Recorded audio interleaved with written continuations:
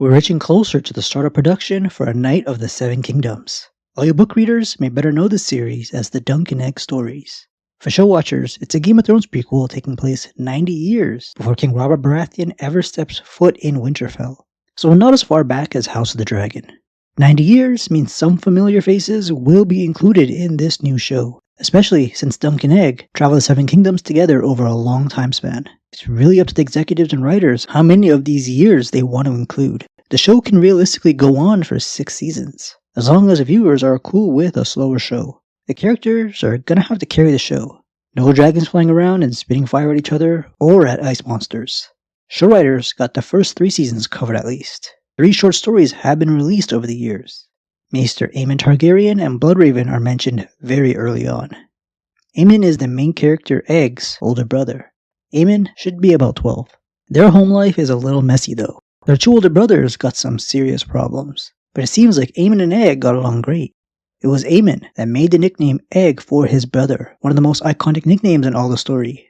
Unfortunately for Egg, the only brother he liked, Aemon, was shipped off to Old Town in the Reach to become a maester by his grandfather, King Daeron II, who some will say is the best king of all the Targaryens. He learned a major lesson from the conflict we see play out in House of the Dragon. This era is filled with princes. Egg is the 4th son of a 4th son, not to mention all the bastards and female relatives.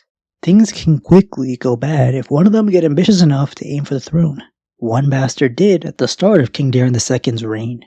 Aemon becoming a maester means he will never have claim for the Iron Throne.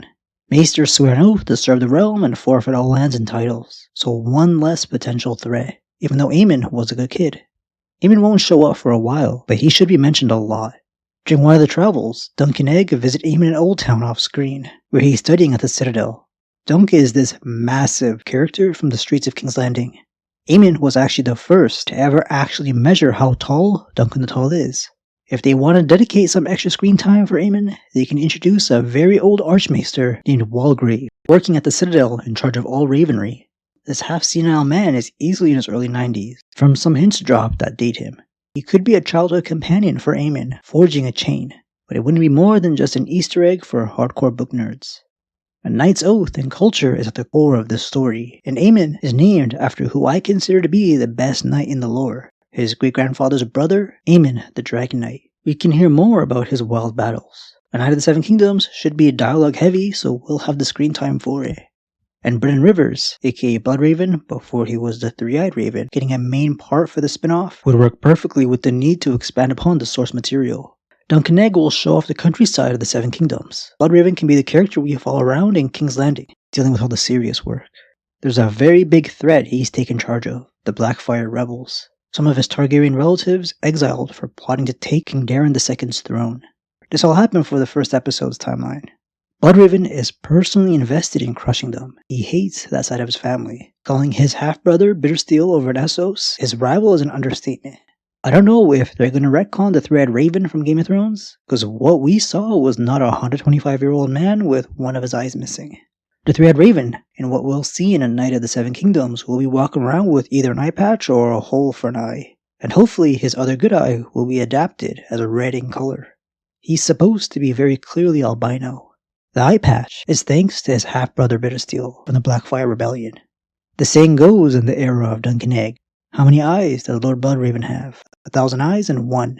He's an amazing spy master, the most important man in court, but only his half-brother Daeron II recognizes this. Daeron the Good is one of the few who enjoy Bloodraven's company. A relationship I want to see built upon is Aemon and Bloodraven. For some reason, when Bloodraven is sentenced to the wall, don't worry, that's not a spoiler. The prequel won't ever reach this point, unless they do like a 20-year time skip. Maester Aemon joins Bloodraven as a brother of the Night's Watch, swearing another boring oath. These 2 family members are all about duty. Remember, we learned in Game of Thrones, Aemon turned down the Iron Throne because of his vows. Aemon must see Bloodraven as the family's true leader to go this far. And still, Egg doesn't seem to see Bloodraven in that same light. Bloodraven's depicted as a little heartless. We don't know how much of Bloodraven has an understanding of his warg and greenseer powers in this era, but if the rumors of him skin changing and having eyes everywhere, there will be some magic in the show. It'll just be more subtle compared to Game of Thrones and House of the Dragon. Not giving Bloodraven a main role would be such a missed opportunity. Very, very, very interesting character. If Bloodraven is dabbling in sorcery, it could be one of the children of the forest guiding him. The children have a crazy long lifespan. They're the reason the Three-Eyed Raven lasted long enough to meet Bran. Magical life support from weirwood trees. Leaf in the books mentions she was around for the dragons in Westeros. It's very possible she'll show up in a scene or two communicating in some means with Bloodraven, teaching him to fly. Familiar giants like One go into the maybe category. We don't know their lifespan like we do with the children, but both are more primitive subspecies of human, so it's possible they could live even shorter than humans. But being so closely tied with the children, I can see them living to like 150 years. There's a couple dragons that could still be around in Westeros, living quiet lives, untamed in the wild. But the ones I have in mind go in the category of giants, just too removed from the main story, if they're even alive. Dragons who rarely live out their 200 plus year lifespan because of wars anyways. Melisandre is also a big maybe. Like in Game of Thrones, she's proficient in glamour magic, distorting the appearance of whatever has a ruby on it, including her own appearance. But Game of Thrones was the first to make it far enough to reveal her age. She doesn't seem to be familiar with Westeros, since she grew up and lived most of her life in Essos, so I don't see her showing up. Walder Frey's appearance will be a funny one. He's only 1 year old when the first season of A Knight of the Seven Kingdoms will take place, but somehow Martin still gave him that Weasley personality. We can't really expect more than some comedic relief when he grows up to be a toddler. The prequels should still be very serious, but just less world-ending conflicts. Things would get stale real quick with how many spin-offs HBO has cooking if they all had the same tone as Game of Thrones and House of the Dragon. The last character I could think of that will definitely make an appearance is Old Nan. Maybe we'll find out if Nan is short for her real name. Google told me it's sometimes used as a nickname for Anne, so maybe her real name is Annabelle or something. Not so Old Nan will have a role to play in the story, unless the show gets cancelled early on. If the prequel makes it to season 4, we're going to Winterfell for a big storyline that George R. R. Martin has teased for years. I could tell you about Sir Duncan the Tall. Those were always your favourites. Those weren't my favourites. The plot is supposed to be a bunch of Stark women fighting for the seat of Winterfell for their line, Game of Thrones style, and then a random Duncan egg show up for work. Old Nan was brought into Winterfell's walls for one reason, to be a wet nurse for a little lordling named Brandon Stark. She can't even remember which Brandon Stark it was, funny enough. Yes, there's been that many. Martin hasn't only dropped hints about the plot of the She-Wolves of Winterfell, but also who the current descendants are of Duncan the Tall, Hodor, and Brienne of Tarth.